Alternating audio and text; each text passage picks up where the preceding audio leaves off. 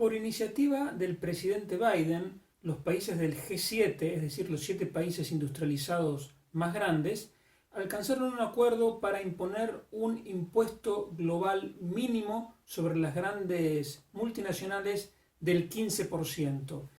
El acuerdo también incluye la intención de que lo que se recaude con ese impuesto global se distribuya entre los distintos países en función de dónde se obtuvieron los beneficios. El acuerdo luego se sometió al G20, que también lo aprobó, e incluso consiguieron que un grupo de 130 países firmara un manifiesto apoyando este impuesto mínimo global sobre las grandes multinacionales.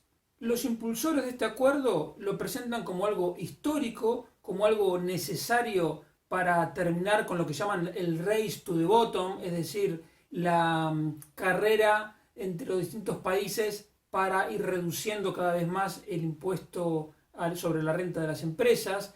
Se presenta también como un hecho de justicia tributaria y como algo bueno para la sociedad porque va a permitir que los países tengan más recursos, los gobiernos tengan más recursos para financiar servicios sociales básicos. Se estima que la recaudación de este impuesto mínimo global sobre las grandes multinacionales rondaría los 130.000 millones de euros anuales. El relato con el que se quiere justificar este acuerdo resulta pueril. Hay unas grandes multinacionales muy malas y muy egoístas que en lugar de pagar un montón de impuestos lo que hacen es a través de los refugios fiscales aprovechar ingenierías fiscales para pagar lo mínimo posible. Entonces, para defender al pueblo y para terminar con estas malvadas prácticas es que hay que imponer un impuesto mínimo global. Mi opinión es diametralmente opuesta a este relato infantil. El primer punto que hay que tener en cuenta es que los gobiernos depredan a los creadores de riqueza, es decir, a los empresarios y a los trabajadores, desde los autónomos hasta las grandes multinacionales, con una presión tributaria muchas veces asfixiante. Aquí, en la Unión Europea, más de la mitad del Producto Interior Bruto se destina a pagar impuestos. Entonces, frente a ese abuso de impuestos y ese abuso de regulaciones, cada uno se defiende como puede. Los autónomos cobrando y pagando en efectivo, metiendo gastos que no corresponden, facturando un poco menos o directamente vendiendo completamente en B.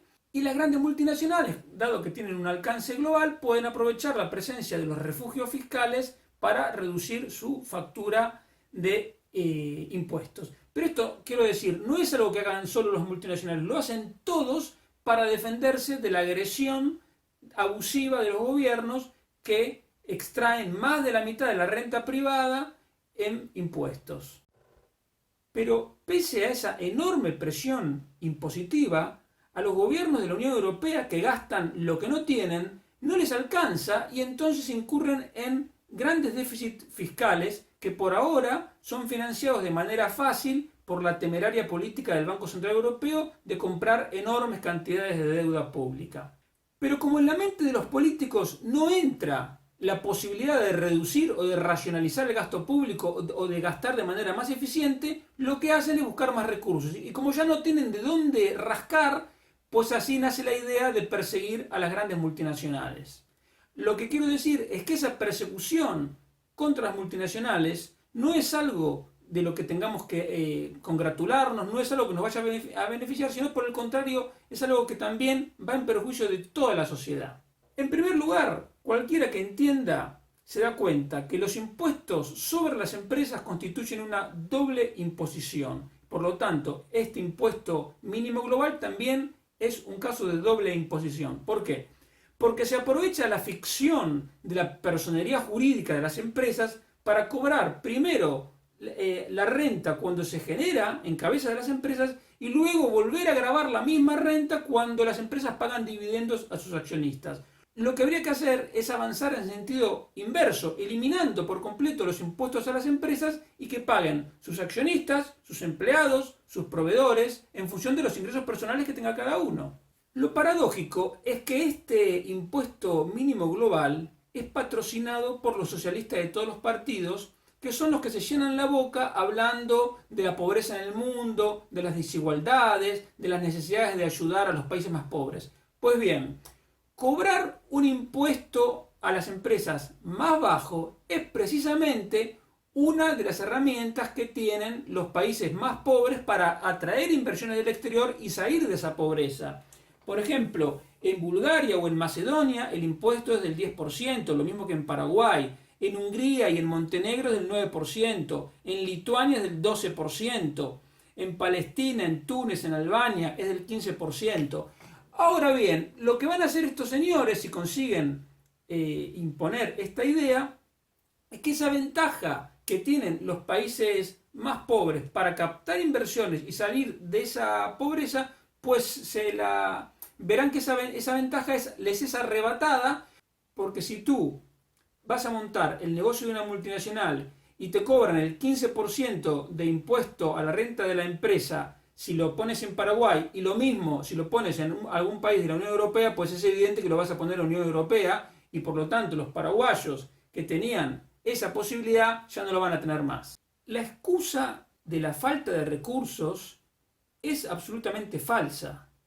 Aunque esos 130.000 millones de euros vinieran todos a Europa, cosa que no es el caso porque la actividad de las multinacionales justamente es global, pero digo, aunque los 130.000 millones de euros vinieran todos a Europa, eso sería simplemente el 1,6% de los recursos que ya tienen los gobiernos europeos.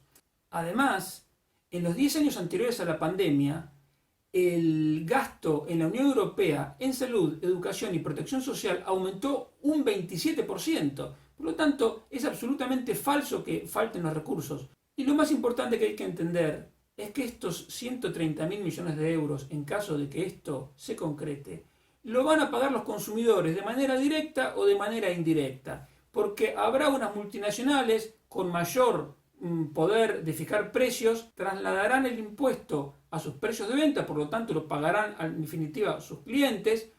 Otras multinacionales que no puedan hacer eso por operar en mercados más competitivos reducirán otros costes, entonces darán menos aumentos salariales, invertirán menos en publicidad, lo que afectará a los medios de comunicación, o también invertirán menos en investigación y desarrollo, por lo tanto los consumidores gozarán de menos innovación.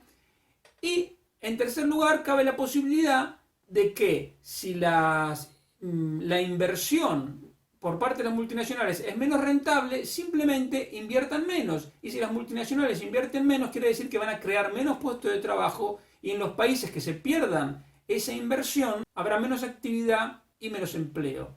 La gran diferencia es que los empleos que no se creen por culpa de este impuesto no se van a ver. La actividad que se pierda no se va a ver, y en cambio sí se va a ver la demagogia de los políticos que digan: hemos podido abrir esta escuela gracias a este impuesto que le pusimos a las multinacionales. Pero es falso. Cualquiera que analice el tema globalmente se da cuenta que la sociedad pierde y el único que gana con esto es el político. Probablemente lo que ocurra sea una combinación de subidas de precios, menor inversión, reducción de costes, pero sea una u otra alternativa que escoja cada multinacional, la realidad es que este impuesto en definitiva lo va a pagar el consumidor.